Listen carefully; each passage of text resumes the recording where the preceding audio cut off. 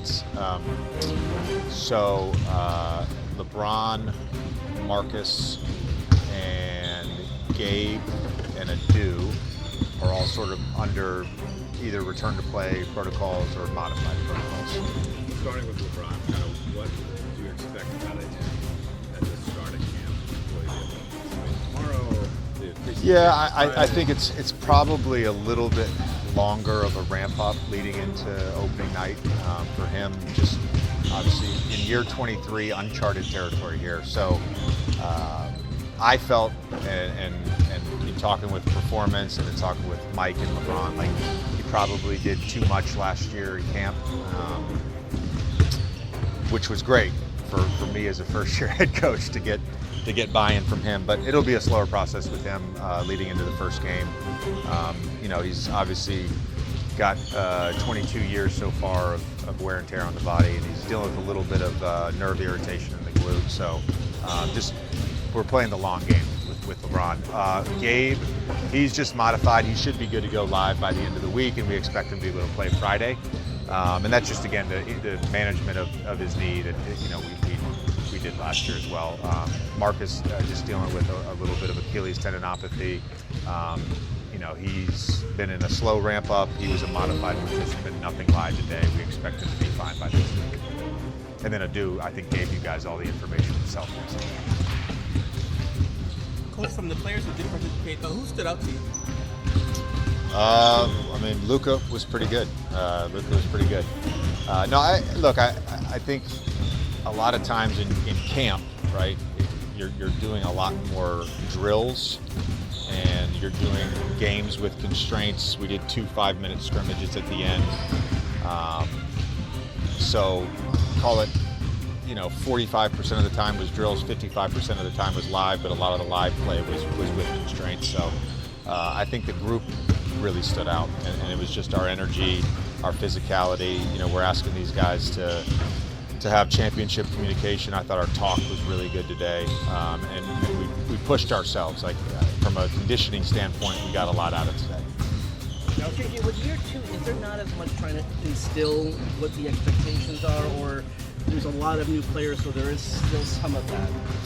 No, there's always that, and it's different year to year. And I would say this, you use the word expectations, and I think there's the internal expectations of what's the standards are and what's required every day versus the external expectations, which kind of really don't matter because we kind of have to set that for ourselves, which that's a process to build. You don't come in day one and say, okay, this is our standard, these are our expectations, and then it's boom, perfect. It takes a little bit of time, and we, like we were last year, and like we'll continue to be all year, like we'll be very clear with what the expectations are. One thing all the players did say that they really said what you said in terms of championship shape and championship communication. That is the expectation, though. Is that fair to say? This is. Yeah, we have 3 priorities this year and 3 priorities only. That's championship habits, championship communication, and championship shape. And there's no shortcuts to this. There's no shortcuts to success. There's no shortcuts to having a good season, great season, whatever. The league is too good. There's too much talent out there. There's too much balance. You have to be committed on a daily basis to those things. Two kind of LeBron-related questions too. One of the things Luka has said a lot is sort of an excitement about getting into camp so that himself, LeBron, and Thompson can kind of like problem solve and figuring this stuff out. Can that still occur if he's not playing live as much? Are there ways, just like sort of like through osmosis, where that can happen? It's a good word, right? Yeah, they'll a couple of the guys know this. There's a fun exercise next week. There's a fun exercise next week. Like a team building exercise of sorts. We'll see. Or like jumping jacks. No. I don't mean physical exercise. Yes. To answer your question, yes, there is. Okay. And then being around him last year and seeing, the way he hit that first week of the season, and then kind of, he had that break around the in-season tournament, break, recovery, whatever you want to call it, and the way he was able to come back and push, did that change the way that you wanted to work with Mike and Dr. Sims in some ways about like how to best sort of plan out, Yeah, a season. you'll hear me use this a lot. It is uncharted territory. I don't think there's a blueprint for someone who's had this amount of mileage and this many minutes and been asked to do so many things on both ends of the court. And look, we asked a lot of them last year. We asked a lot of them to start the year in camp.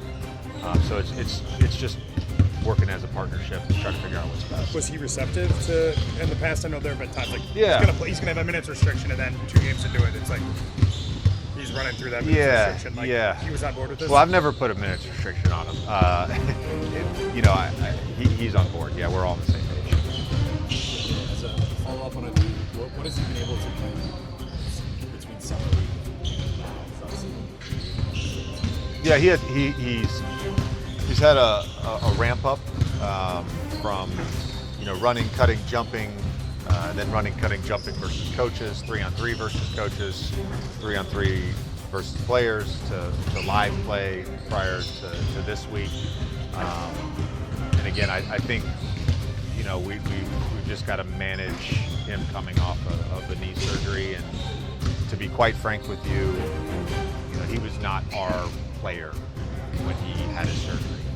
And so we did not have control over what he did for 3 months after the surgery. And so it's really just about, to use the LeBron phrase again, it's really about playing the long game with him. We look at this year for him as a developmental year. And there's no reason for us to sort of push his body and create any sort of long-term harm. But his knee is in a really good spot. We just want to be really careful. Does it matter if LeBron plays in the preseason? Is that important that he plays at the game at some point in the preseason? It would be nice. It would be nice for sure. We would love to have that happen. And if it doesn't, we'll just make it work. You won't cancel the season.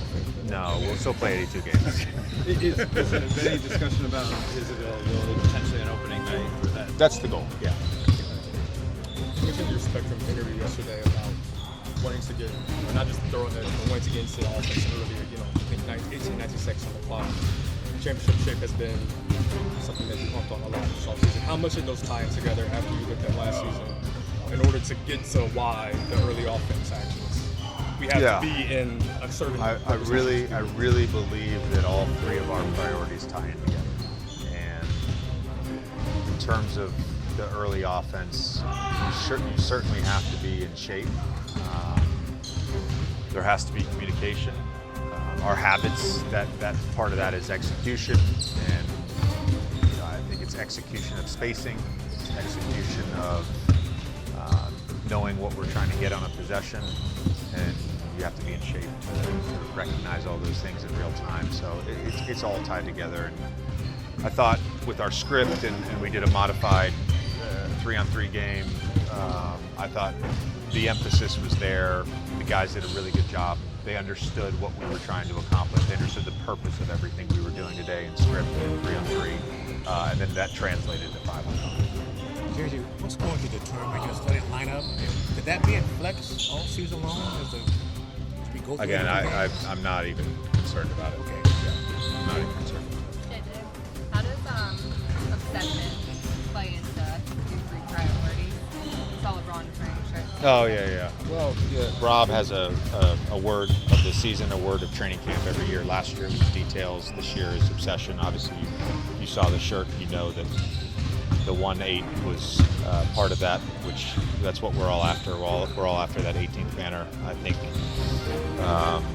understanding the priorities of the job and being obsessed with those and committed to those on a daily basis, that's what determines great players. That's what determines great teams.